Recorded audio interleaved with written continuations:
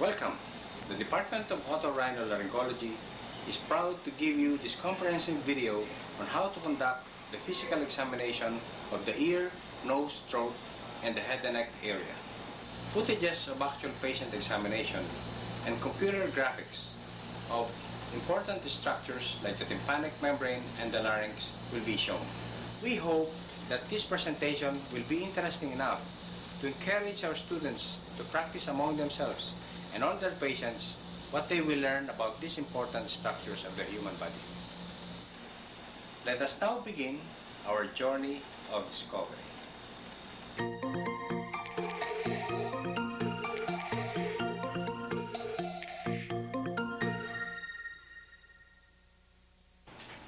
Before we begin with the actual examination, I'd like to show you some of the basic instruments that we will use throughout this video. This is a head mirror, and this is the otoscope. This is the laryngeal mirror,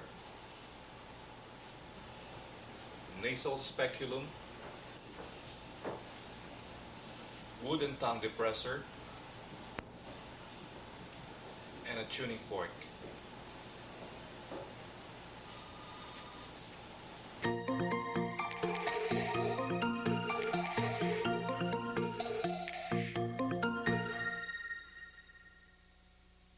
One of the most important instruments that we will be using is the head mirror. In otolaryngology, there is always a need for a source of light to examine the different passages and openings of the head.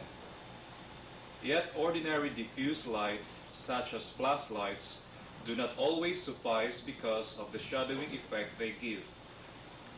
The examiner will need a system wherein the light would be concentrated to a point and within the examiner's line of vision. This may be done by using direct light, as in the use of electric headlight, but is also as well served with the use of the old and reliable head mirror. The advantages of the electric headlight and the head mirror is that it keeps the hands of the examiner free to manipulate and move the patient. It also maintains the examiner's stereoscopic vision and thus assists in depth of perception. An easy way to focus the head mirror are as follows. First, note where the light source is. It should be to the side of the patient and slightly behind. If it is on the patient's right, then the mirror should be placed over the right eye, and vice versa. Position the mirror over the dominant eye and look through the aperture.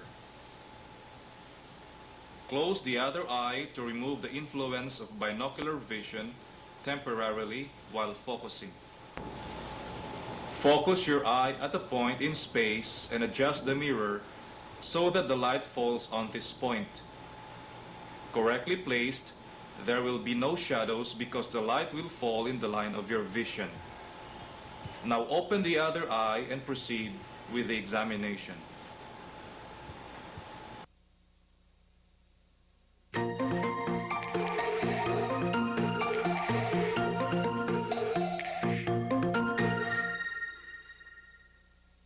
Before the actual examination, the patient must be positioned properly to facilitate the different procedures that are going to be done.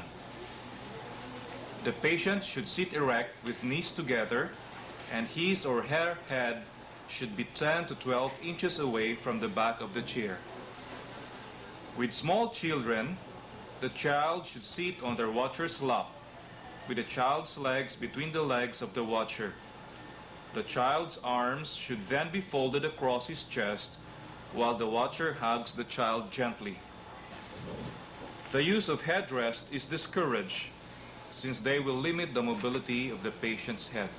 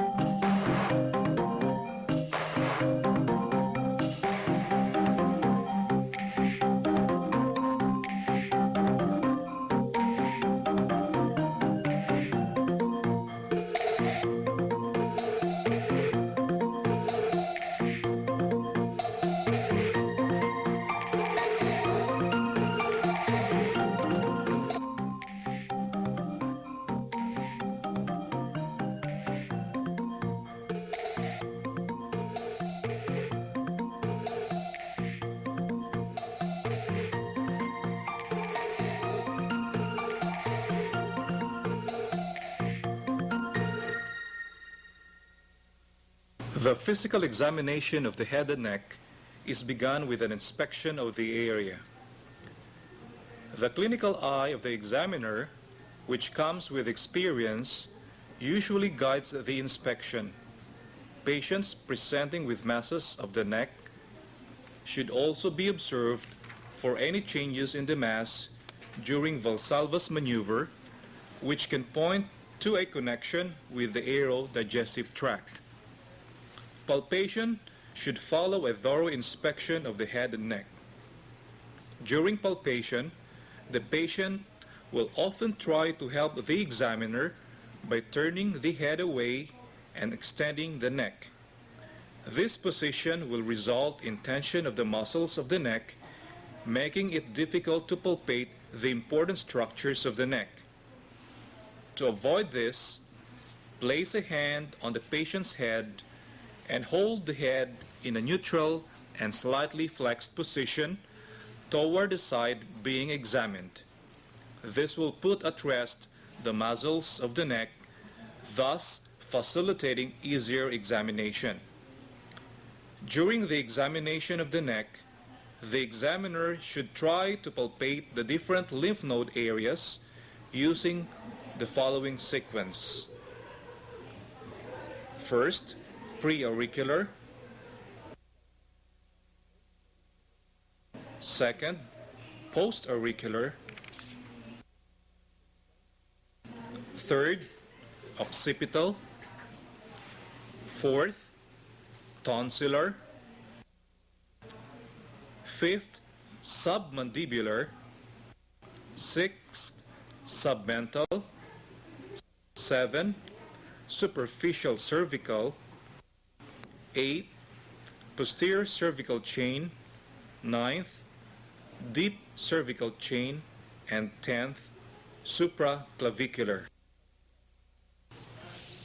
If masses are felt, they should be described as to their size, shape, delineation, mobility, consistency, and any tenderness. The thyroid gland is also palpated. This is best done from behind the patient. Place the fingers of both hands on the patient's neck so that the index fingers are just below the cricoid cartilage. The patient is then asked to swallow. As the patient swallows, the thyroid isthmus rises under your fingers.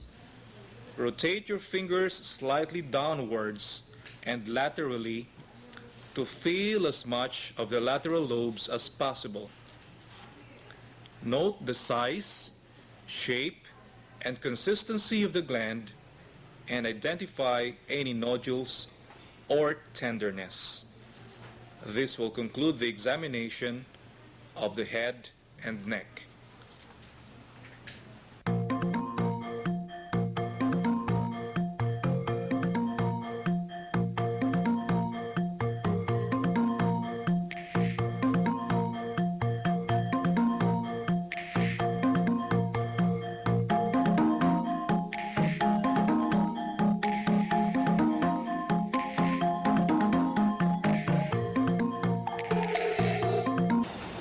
Examination of the ear may start with inspection of the outer portion of the ear. You may do the inspection by using your head mirror and then shine a light to the ear and then check for the normal structures such as the tragus, the antitragus, the helix, the antihelix, the triangular fossa, and the lobule. In some cases, there are congenitally absent antihelix, and this we described as bat ears. There can also be congenitally small ears, which we describe as microtia, and enlarged ears, which we describe as macrotia. And so after inspection of the outer portion of the ear, we proceed with the inspection of the external auditory canal. Inspection of the external auditory canal, we have to make use of the otoscope. The auricle is retracted outward, backward, and outwards. And the speculum of the otoscope is inserted gently as you go in, and try to look for the color, any form of discharge in the external auditory canal. In some cases, you will not be able to evaluate the tympanic membrane because of the presence of cerumen, in which case you have to remove the cerumen first so as you may be able to describe and evaluate fully the status of the tympanic membrane. Now, after cleaning the external auditory canal, you may start evaluating the status of the tympanic membrane. You normally see the annulus, the cone of light which is reflected anteriorly and inferiorly for the right tympanic membrane, the anterior and posterior malleolar folds, and the manubrium. In some cases, you will appreciate a perforation. You have to describe the location of the perforation as to whether it is central or peripheral.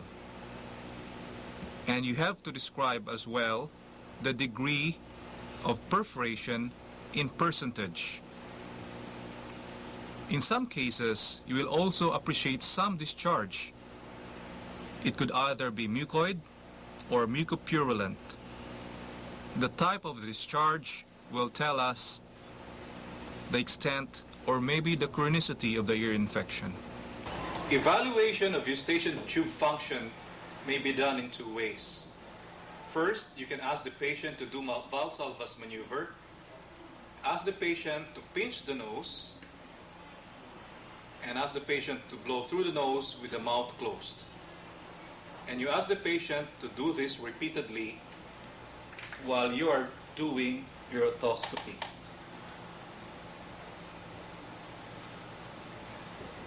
You're actually testing for the movement of the tympanic membrane as it goes inwards and outwards.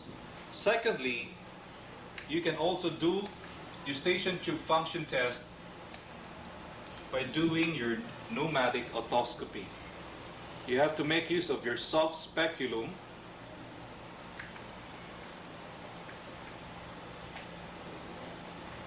and compress air and try to observe movement of the tympanic membrane.